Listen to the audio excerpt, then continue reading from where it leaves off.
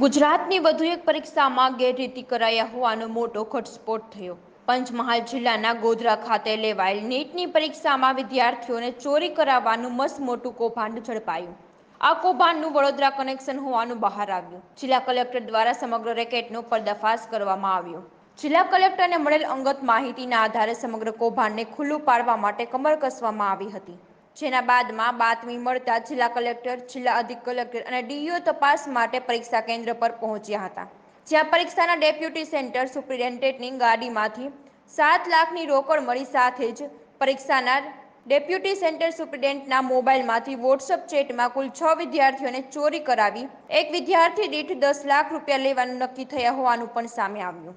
આ સમગ્ર મામલે જિલ્લા શિક્ષણ અધિકારી દ્વારા ગોધરા તાલુકા મથકે 3 ઇસમો વિરુદ્ધ પોલીસ ફરિયાદ નોંધવામાં આવી।